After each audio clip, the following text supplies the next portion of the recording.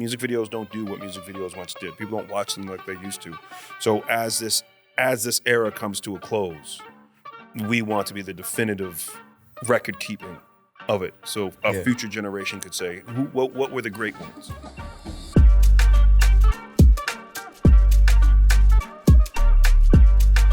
And the other questions I wanted to ask you, I don't know, like we're bouncing all over the place, but it's great because we have you were so multi-layered as a human being, as a person.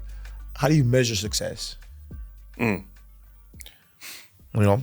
I feel level one success is paying your bills, doing something you love. Yes. I think that's the beginning. You don't have to be rich. You know what I'm saying? Mm-hmm. But if you're doing the thing you want to do and that feeds, clothes, and houses you and the people you love or the people you need to clothe, feed, and house, success. Then there's levels of success. You know what I'm saying? Yeah. Some people get all the way to millionaire, billionaire from their success. But the starting point is I do this and I live from it. That's not. I couldn't agree more. Couldn't agree more, man. Couldn't agree more. Okay, so now because I had my notes here, I have a whole list for you. I mean, I'll bring them out. But and I want you to tell me. I'm gonna give you some videos. Okay. And I'm gonna tell you. You're gonna tell me what's the feeling you get. And obviously you can get into detail, but I don't wanna, Mm-hmm. So okay. So Rosalia and J Balvin. Oh wow. Con Altura. Okay. I love that video. I love Rosalia. She's incredible. What a talent, bro. Just unbelievable. True world-class, professional, dedicated, creative. Her and her sister really had a lot of the ideas that they wanted to do, working with them to make that come to life. You know, getting kind of like a throwback 2000s video is what they're looking for to give them that kind of, you know what I'm saying? That vibe. I love that. I love that video. That's a very special memory. One of the most watched videos on YouTube. Yeah, it's like billions of views. I've watched it, and it's some of the notes I keep scrolling. There's so many of them. First of all, when I was doing the research, I was looking at it, I was like, there is no way. It's like 6-7 pages. It's like, I was like, guys, is this right? Am I reading this right way? Am I? So can we double check this? He was like, no. Yeah. This is the person you're talking to today. I was like, that's unbelievable. Okay, so we'll go to the next one. Mario, Let Me Love You. Oh, wow. We shot that video here in Toronto. Yeah. But I do have a regret about that video. What's the regret? I did the wrong concept. Mario back in the day was known in the industry. It was known that Mario would hit on the older women. Like, yo, what's up? You know what I'm saying? Yeah.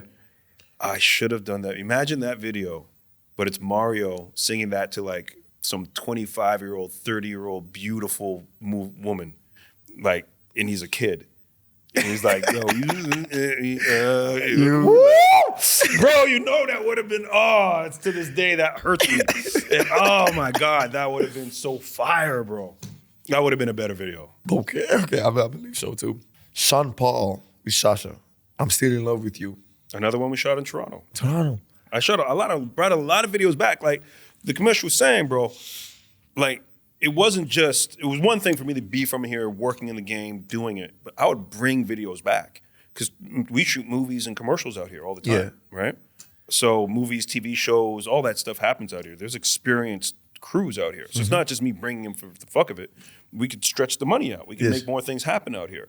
But then I need dancers. I need girls. I need background people. So there's a lot of kids that again, the Drake, The Weeknd, their generation, they're watching TV, seeing people they know in the Sean Paul's videos, or you know what I'm saying, or might be in the video themselves. You know what I'm saying? They might have been in the back. Like, so it was part of this for that generation.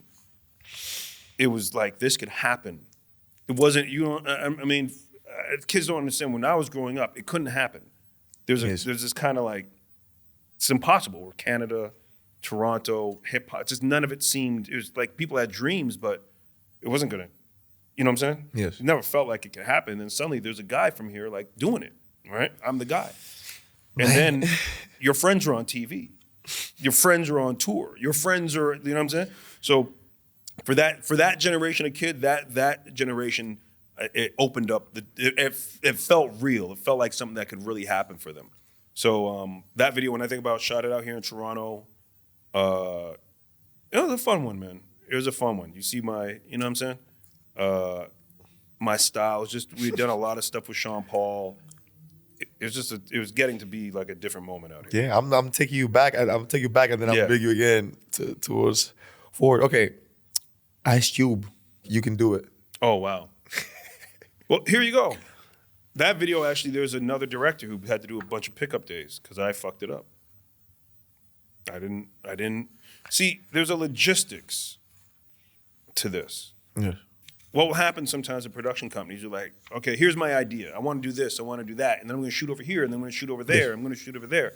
And, you know, I'm 23 at the time, and no one said, yo, you can't do all that in this time. You need to, all these great people. Remember I told you, we're going to put you with the best people. Yes. Well, if I'm with the best people, how come no one said, you can't do this? You want to do too much. Exactly. You need to think this through. And what I do now for my directors at my company, if anyone ever were to tell me the amount of shit that then I'm this, you can't do this.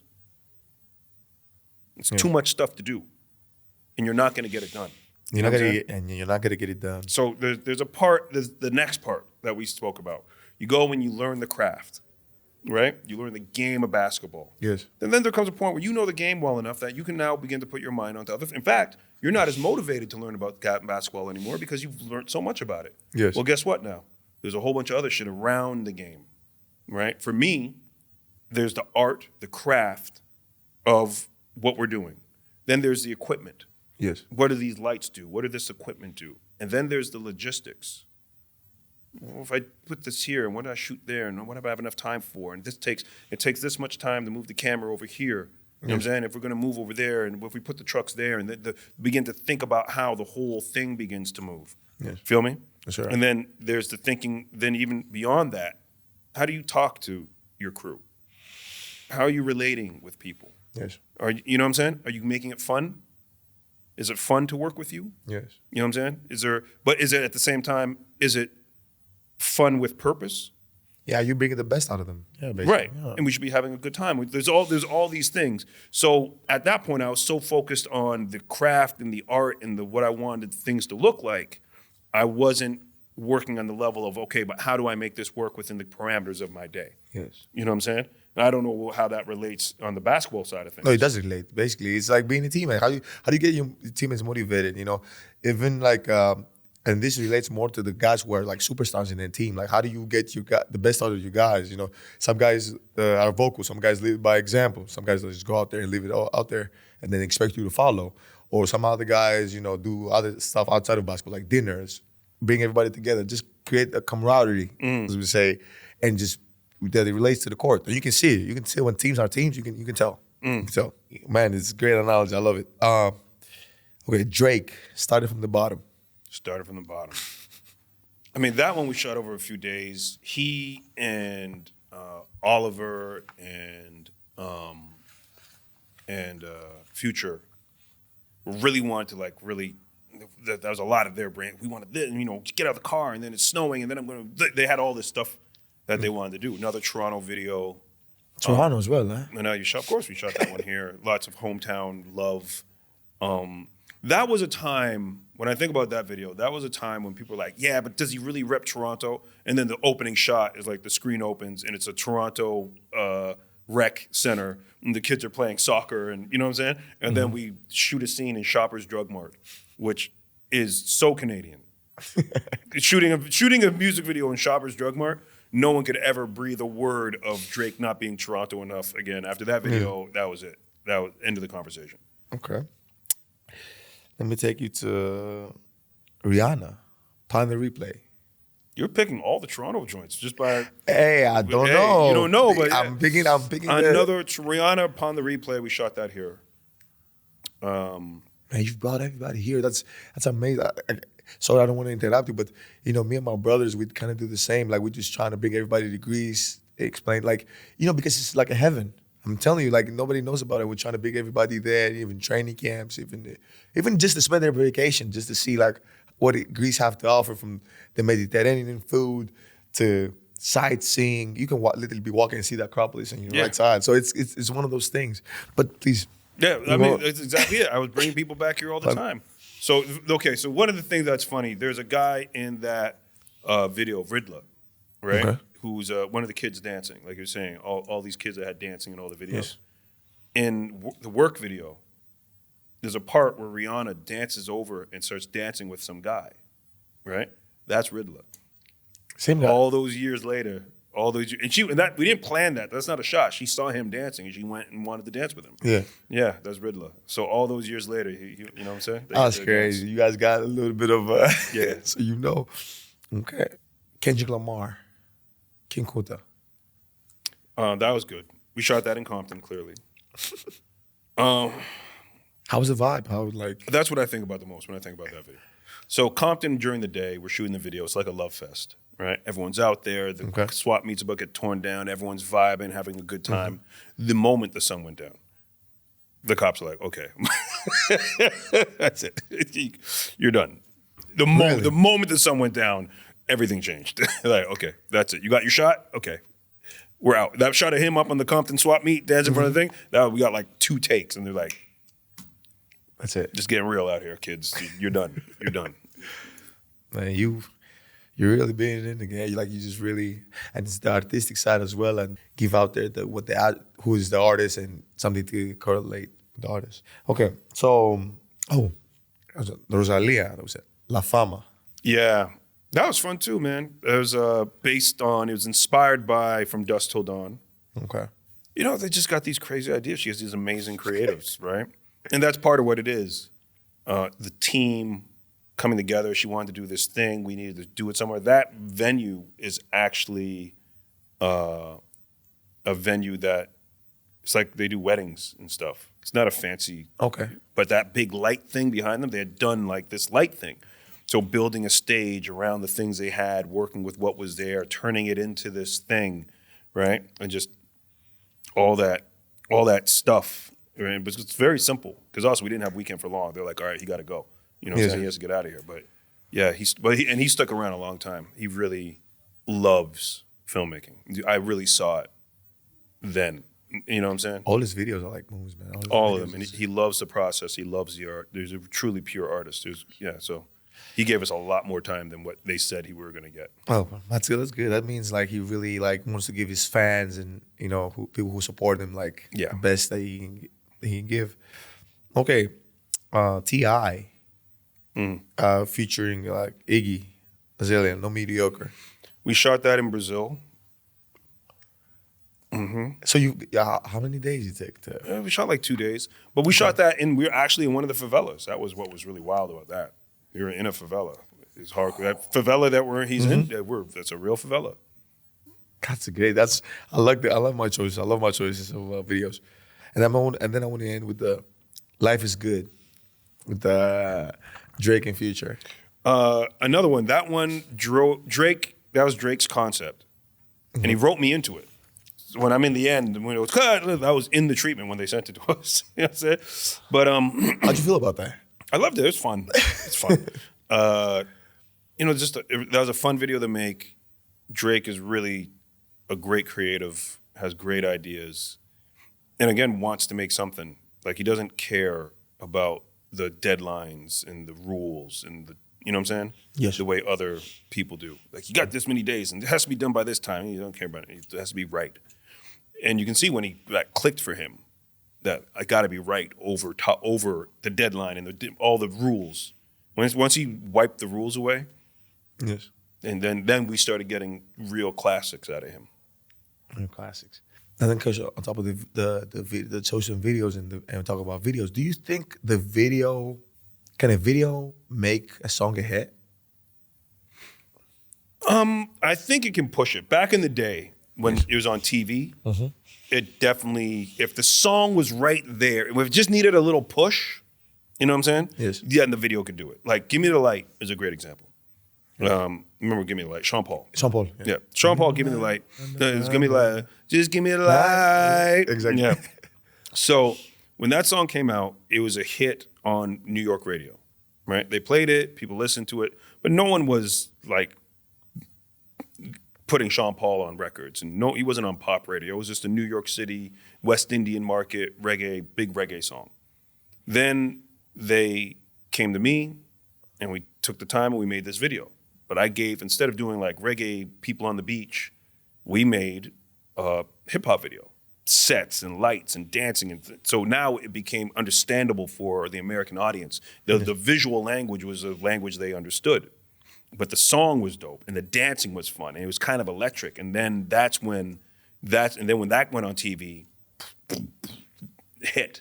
You know what I'm saying? So if the song didn't have the potential to be a hit, then no. But the video can make people go, oh, you know what I'm saying? It can just, Hotline Bling. Hotline Bling is always going to be it's a Drake record. It's always going to be Hotline Bling. Yes. But the video just spoke to the people in a way that it opened up. You know what I'm saying? So a great video can expand it. But I think it needs to be, you shouldn't be making your video with okay, now this will make it. You know what I'm saying? I think you're making a great video for your fans. So even if it never goes past your fans. So your fans. You know what I'm saying? Your fans are like, oh, then they have the moment. I love that video. Oh my, for your fans, it's a hit. So there's levels of hits. You know what I'm saying? Maybe you could expand it past your fans and maybe they love it so much that other people want to check it out and now some new people discover it. And then maybe you have a Donald Glover, This Is America moment. Maybe you have a Hotline Bling moment. Maybe the video's so big they want to talk about it on the news. They want to spoof it in comedy sketches. It's incredible. I can't, just the mindset and you being able to have the trust of so many big minds and artists to say like, make my vision come true, you know? I heard you doing, I don't want to give spoilers or anything like that. I heard you doing a project as well, like similar to Hotline Bling, and you want to like kind of, not do you see, but you're inspired by this and you would like to want to do something in the future. What we're doing is a show called Video Star. Yes. We're putting this together now. And we're gonna talk to it's about these music videos. Music videos is an art form that's never been really respected. Yes. Right? These things, and like, it happens and it goes, and people don't talk about them like films and classic television and, even commercials. The commercial people have awards for themselves and they do big festivals and the commercial world takes commercials very seriously. You know what I'm saying? Music video people don't do that. We make it, we're moving, it's happening. And so this show is to look back at the videos that really made an impact on the world, right? Some of these big hit records that had big hit songs, and then people changed the way they dressed, and they changed new dances, and they wanted to put on new clothes, or they started saying new words, or you know what I mean? Yes. The culture of music video, the impact that it had, right? We want to document that, especially now because it's changed. Music videos don't do what music videos once did. People don't watch them like they used to. So as this era comes to a close, we want to be the definitive record keeping of it. So a future generation could say, what were the great ones? And then put those up. Man. I'm a person like I listen to a lot of Afrobeat. I listen to a lot of Afrobeat and rap and and Greek music as well. But let's say let's talk a little bit about Afrobeat. Like you got artists like one of my guys too, like Burna Boy, right? And have you listened to his song? Have you listened to a little bit, maybe Afrobeat? Yeah, of course. Of course. So would you direct one of his? Of course. Talk to him. Tell him I want to. Tell him we got to do something. No, it's on camera. Trust me. Today, let's do it. It's done. Man, he's one of those guys who's really changed like the game, and obviously and other guys as well. But to me, just do what you said, like make it more understandable. Like when I see like teammates who have no like connection with Africa whatsoever, or even and like recite the words or sing the word, like it's something deeper, something like feels like, man, we're becoming one. It's connecting us all. It was the space that reggae had, right? Yes. Reggae music had this space that it was, it's all African, but you could feel it, and it was fun. And reggae music started going a little trap. So you don't know those records because those records never penetrated. Yeah. Right? Like, that's what we were there for. It stopped being fun. And then up popped Afrobeats, and they're still fun. And they're not, I don't know if there's any Afrobeats trap artists. And you should tell them they should never go that way. They should never go that way. That's not why we're there. Nah. I'm not Uplifting. I want music. I want to have fun. I want to move. And you want to inspire as well. Like, yeah. I want to, I don't want to hear no one talk. I don't want to hear about murder on Afrobeats. And I definitely did not want to, you know what I'm saying? There was always like rougher reggae. Yes. But then we just, for some reason, the culture shifted. It moved, and Afrobeats now is in that place, right? And which is great. I mean, I love it. I love to see the expanse of it. I love to see the roots of it. Yeah, but with, like we were saying, like you made it, like with your visuals, you made it more like not understandable, but just like seeing it, even for Sean Paul, like yeah. Well, it felt like what you were used to getting, right? Yes. You saw these hip hop videos, you saw these R&B videos, and there's a visual language that people subconsciously understand. So they watched it and they got it. Like, oh, okay. This is on that level. And then the video said this reggae music is also on that level. So it got accepted as one thing. You know what I'm saying? Yes. Have you like directed any like Afrobeat artists? I've never done an Afrobeat artist. Okay. I think we have like Burna Boy Thames as well. I could see this, and let's say that I like other people, but you're such an artist, you could do this forever, literally ever. But what's your chilling in the beats now and kind of like don't bother me unless it's I mean, I do I've been doing, I have a TV show coming out. So last summer, I shot the season. I created a show. It's called Robyn Hood, but with a Y. So it's a girl. Okay. It's modern day Robyn Hood. You remember Robyn Hood? Yeah, of course. So this time, they live at the corner of Sherwood and Forest. You know what I'm saying? Sherwood Forest, we got our Sherwood Forest. John Prince, it's Robyn Hood. It's the classic Robyn Hood tale, but modernized. It's a young adult show. Yes. And they rob from the rich and give to the poor. And, so 8 episodes of that, and that will be coming out probably this summer. Which platform or you? Global TV here in Canada. And they're figuring out the international deals. They sell these shows around the world. So that's all. Tell me, when they come to Greece, I got them. Yeah, come on. Figure it out, yeah. You know what I'm saying? Put it on some Greek TV. Yeah, this double in the Greek and fucking get that shit on TV. Of course. But yeah, so that's coming out.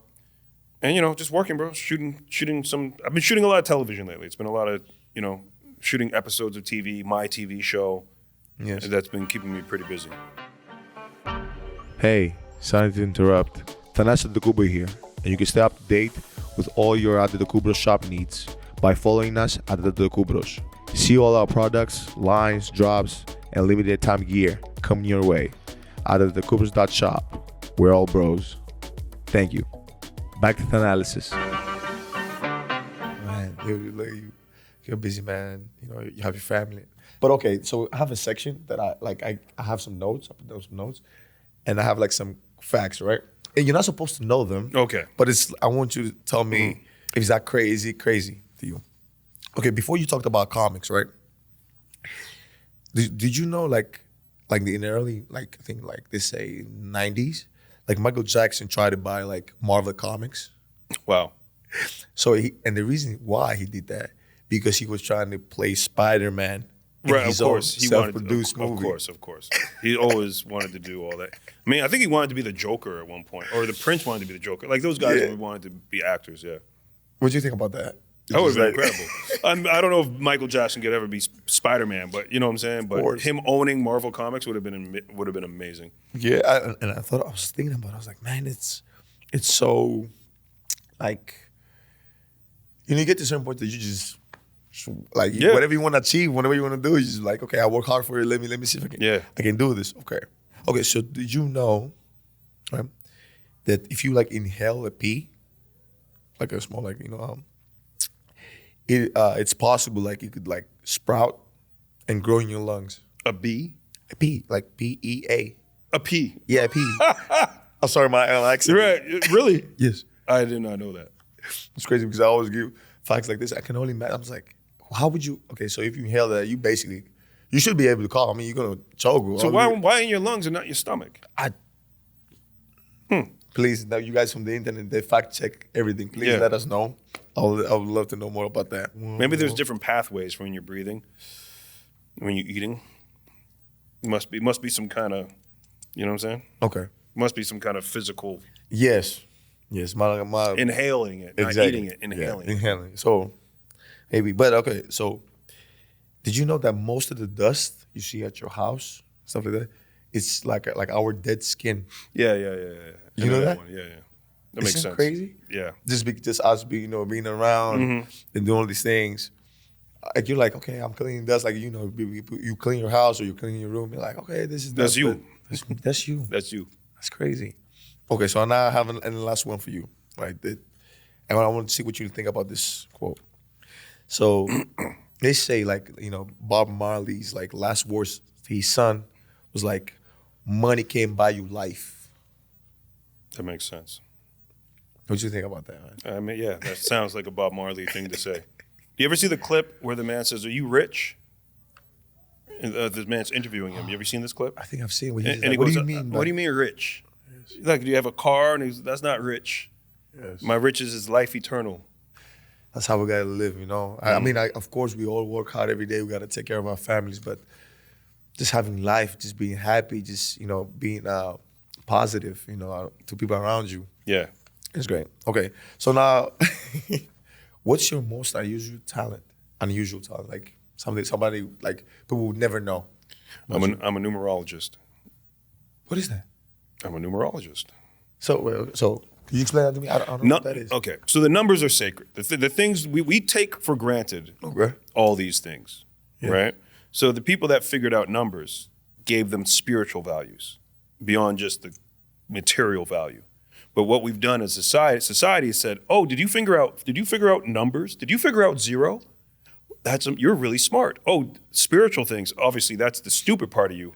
We don't need any of that. We'll just take the numbers and you keep the spiritual stuff, right?"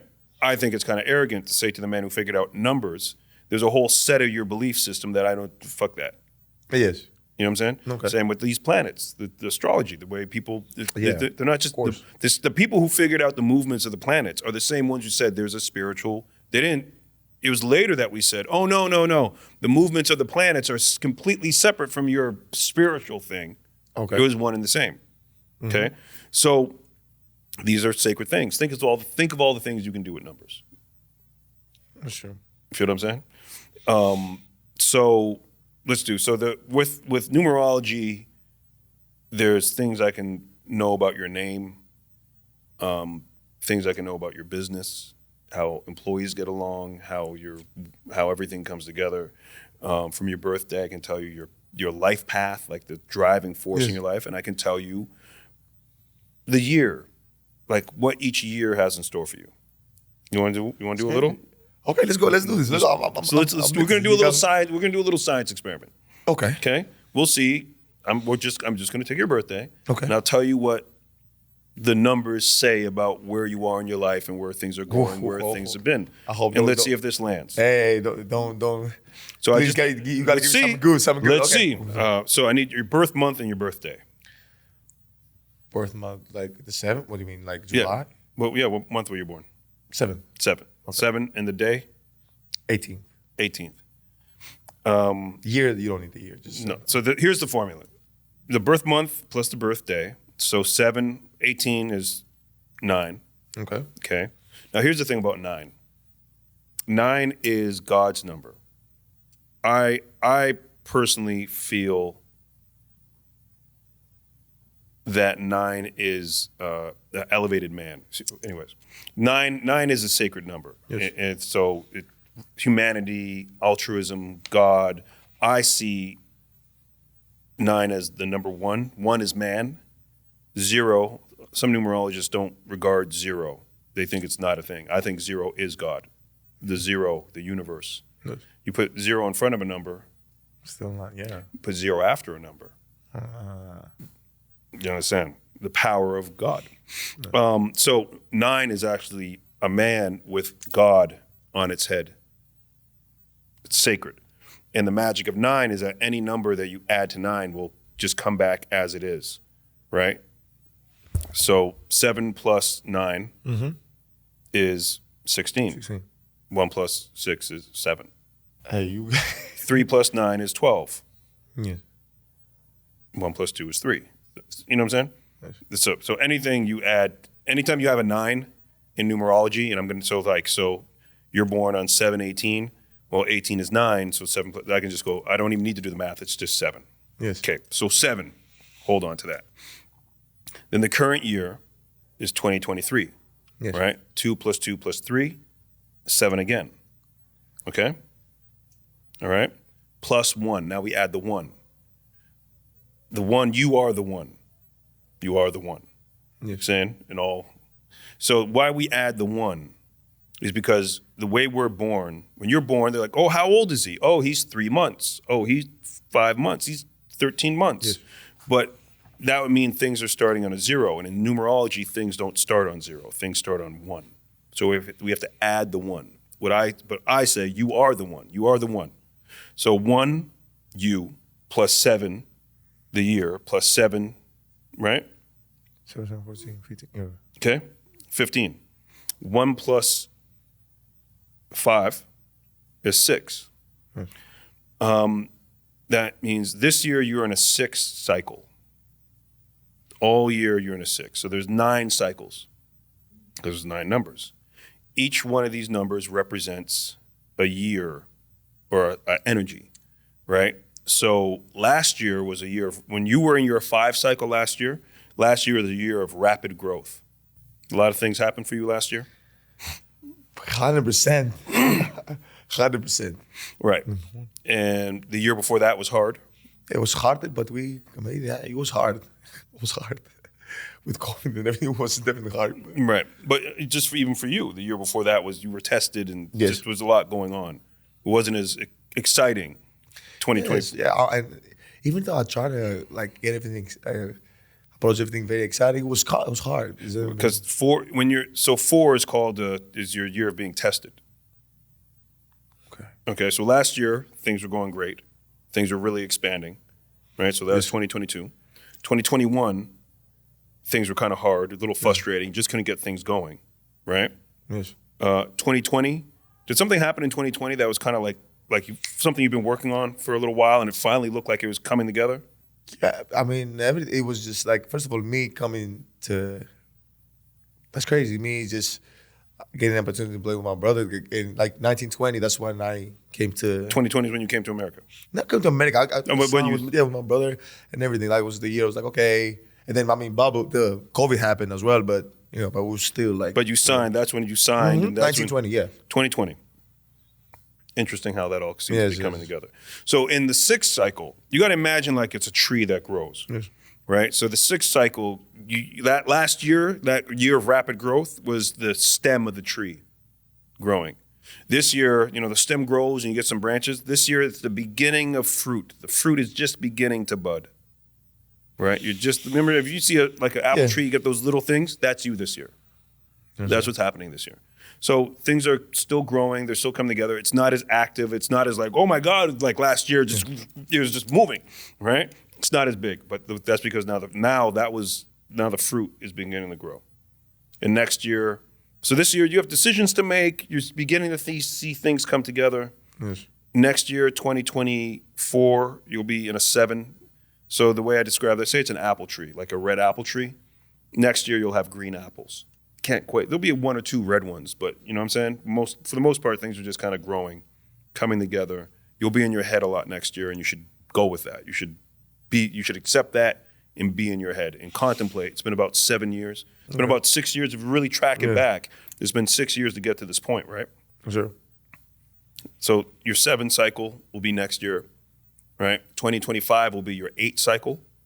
Yes. That'll be your harvest. Then you got red apples. What you've been working for. You need to go out and pick your apples every day. Mm-hmm. And then 2026, you will be in a 9 cycle. Rest, plan, and help people. And then 2027, you go back to 1, and it starts all over again. Oh, okay. But this makes sense. You're not trying to shape your life to fit what I'm telling you. No. I mean, obviously, like, you know, sometimes you just get the feeling of what's going on, that you get to relate what's going on. But I totally see it. You know, I work hard. I see it, and you know, whatever we do in basketball and outside of basketball. But it's another, like. Let me look more into this. And look, you know, because it's things I learn every day. I don't know. I mean, I just tell folks, I'm not your stupid friend. You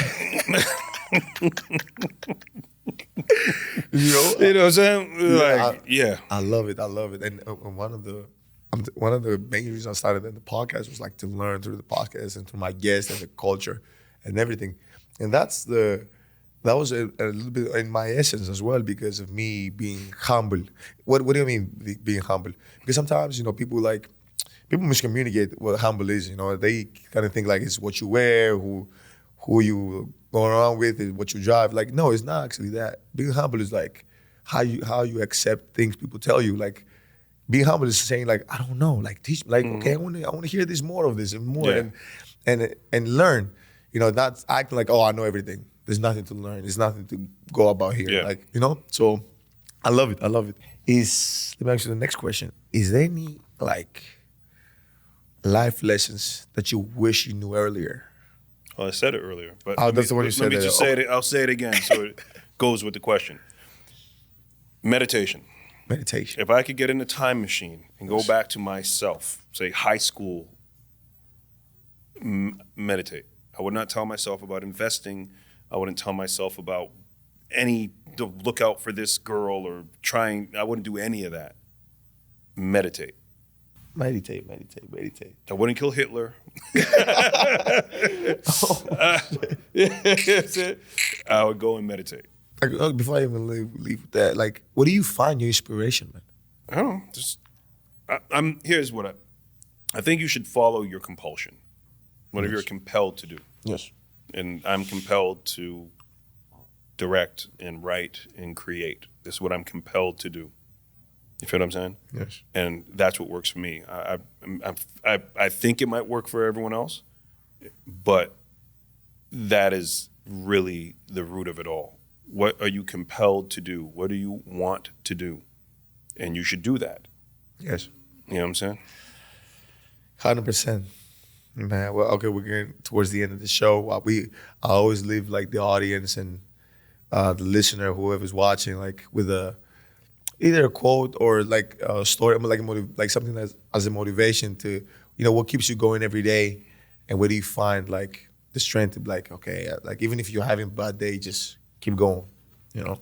A good quote. All right. Yeah, I don't want to put you in the spot. I got one.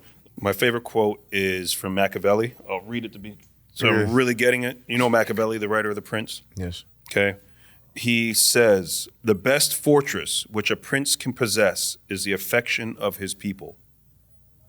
The love he has. And as a director that has to motivate a crew to work together, to want to give their best, to, you know, just to want to, that feeling of like, let's make something great. Yeah, sure. There's the fortresses. I'm the director. They got to do it. Yes. No matter what, they got to do it. Blah, blah, blah, blah. Yeah. Versus little joke, you know what I'm saying? Yes. Little love. Like this guy. This guy's good. When you're good, one, they want to know they're working with someone. When you're good, you're serious about the craft. Yo, this guy's about this filmmaking shit. Yes. You know what I'm saying? You respect everybody as a human being. Yeah, you're a grip. Yeah, that's the guy that gets burritos in the morning. But that's a person. Yes. What's up, man? You good? Oh, yeah, cool. All right, cool. All right, thank you. Appreciate you. Yes. Right? And then, are you having fun? Are we having a little vibe? Can you run a joke? Can we laugh together? And then go do this shot? You know what I'm saying? Yes, sir. The affection of the people is stronger than a fortress. You feel me? Yes, sir. 100%. I definitely can see that, because, like, you know, me working in a team environment, in a set environment, like, you know, you get, believe it or not, you know, like, I hate when people say like, yeah, you don't need to be nice to your teammates, or you don't need to be nice to your coworkers. You just need to be good at your job. That's a lie. That's a lie. I see you every day. I see you every day. Even if we're coworkers and you're great in your job, but if you're not nice, I don't want to see you every day. Yeah. You know? So I get that. I'm so blessed and happy. Like, I mean, I'm a part of, even in my business and in the court, I'm a part of a great, just great, like, you know, like a team. You know, people who love each other and at the same time, like protect each other, go to bat for each other every night, you know? So I get that, 100%. Man, thank you so much. What's your quote? My quote? Oh my God, I don't have a quote. I'm mostly like... You're out here asking for quotes without a quote of your own? So I'll give you an example, not necessarily a quote, but like the way I approach life is like every day I wake up excited, almost every day. You know, because I feel like I just have that's a quote. I just have an attitude of gratitude, because I don't think like I would ever be sitting here talking to you if, you know, so many people in my life didn't help me, if I didn't play basketball, if I didn't know the commissioner here, if I don't know these people. And I have an attitude and gratitude towards them, saying like, man, thank you for being able to put me in this position, you know, and many more in the future. And that's why I'm excited. I don't know what's gonna happen. Like tomorrow, I'm excited. I'm like, okay, I get to play a great game, and etc. And then, you know, and every day is the same. Like, okay, business, game, my family, and then just who I'm gonna meet and people who are gonna drive my interest. So I kind of like, you know, attitude of gratitude, just stay motivated every time. It's amazing. You know, it's kind of I have many more, but it's mostly what I felt at the moment. Of course. I love it. My brother. Thank you so much. It was good talking to you. Thank you so much. And again, I want to close out with if you want to follow Mr. Julian's journey, Director X, socials, everything, please go follow him. Show him some love. You know, You gonna write it on the screen? Yeah, that we write it on the on screen. We put it on the screen and everything. Yeah. But for the people who are listening, you know, you can get him on the socials. I think he has most of the platforms as well. Please follow him, show him some love. He has so many new projects coming out, and he already has the classics throughout time, and he's gonna give us even more classic, I believe, for the road ahead. So, and again, thank you so much. If you guys wanna listen to the show, we're available in every platform, and wherever you get your podcast from, Thanalysis, we're available. And again, you know, I love you guys leaving reviews. You guys showing support. It's amazing. If you guys want to watch the video, you can watch it on YouTube at Antetokounbros TV. Like and subscribe, and let us know what you want to see. And again, thank you guys for your support. Ciao.